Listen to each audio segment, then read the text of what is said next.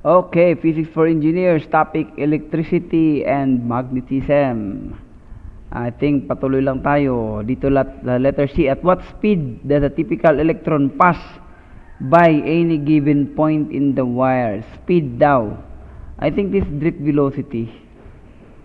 Ayokong intindihin to eh. Sabi ko nga, hindi muna ako magbabasa. Sa tingin ko kasi, masusolve ko siya kahit di ko pa or nabasa ko na yan, nakakalimutan ko lang yung mga paliwanag dyan. But anyway, ituturo ko sa inyo, actually, unit lang yung titingnan ko ha. Anyway, tingnan lang natin. Baka may mapulot kayo dito kasi minsan ayaw ko rin magbasa. Actually, i-analyze lang natin yung given.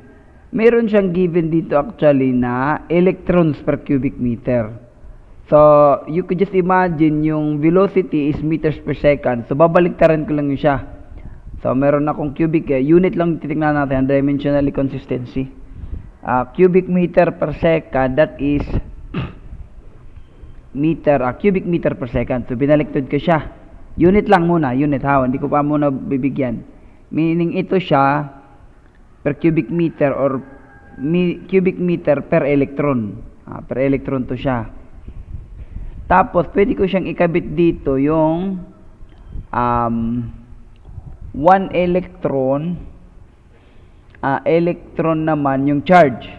Meron akong charge na per electron. Yung charge nun is 1.602 times 10 to the negative 19 coulomb per electron. So, makakancel ko yung electron.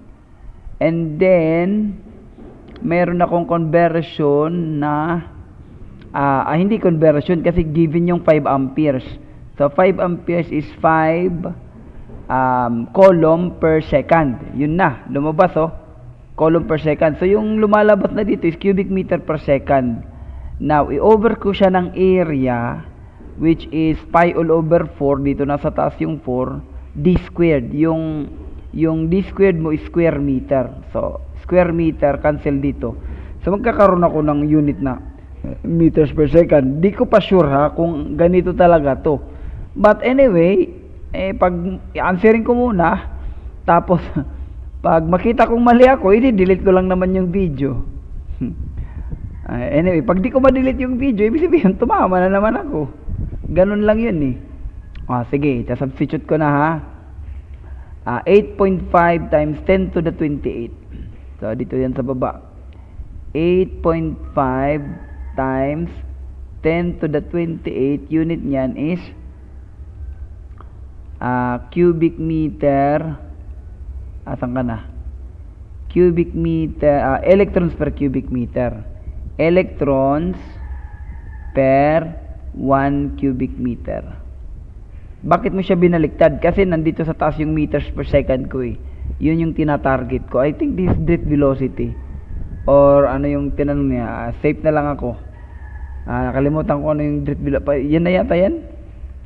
Speed. Speed. So, speed na lang. Speed. Speed ng electron. Yan.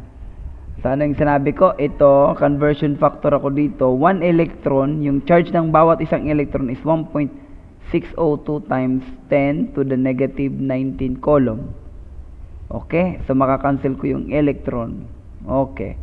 Next is, isa-substitute ko yung 5 amperes.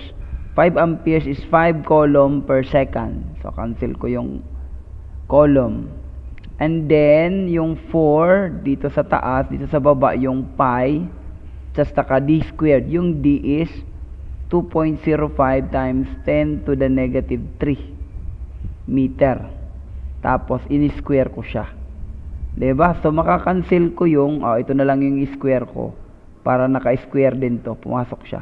So, makakancel ko dito yung cubic meter. So, yung lalabas dyan ay meters per second. Which talks about speed. Ewan ko lang ha. Sabi ko nga, tingnan ko na lang mamaya kung tumama na naman ako. Magaling na kasi ako. Believe na ako sa sarili ko. Sir, kay engineer ka na alanggad. God. 8.5 exponent 28 exponent 28 times 1.602 exponent negative 19 times pi times 2.05 2.05 exponent negative 3 tapos squared ako dito. Tapos may 4 ako sa taas. Tama na. 5 times 4 lang sa taas.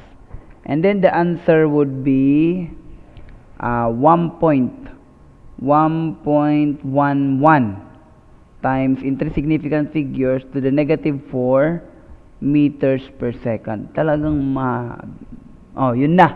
I think tama ako kasi may nabasa actually nagbasa rin ako ng konti kanina. Tinamad ako kaya nag-answer na ako. may nabasa akong nasa range daw ng negative 4 yung bilis ng mga electrons. Isa pa nga sa sinabi doon na yung tanong, bakit umiilaw kaagad yung bumbilya kahit na ganun kahina yung electrons travel? Yung sagot dyan, kasi parang yung electrons mo, nakahilera man yan siya. So, pag on mo siya, yung pinakahuli o pinakamalapit sa inon mo na electron, ipapasa niya sa sunod-sunod na mga electron. Kasi yun yung dami ng electron dun. Hanggang sa parang domino siya na mabilis. Ay, hindi naman ganun kabilis. Mabilis siya kasi nakadomino lang kasi. Ganun siya. So, yun. Anyway, tingnan ko muna kung tama ako. Anyway, thank you for listening, guys. I think yung formula dito is parang ito to. Kaya lang, iintindihin ko ito sila. Na may mga explanation yan sa loob, of course. But anyway, kaya ko pa man ng hindi. Wala. Okay. Thank you, guys, for listening.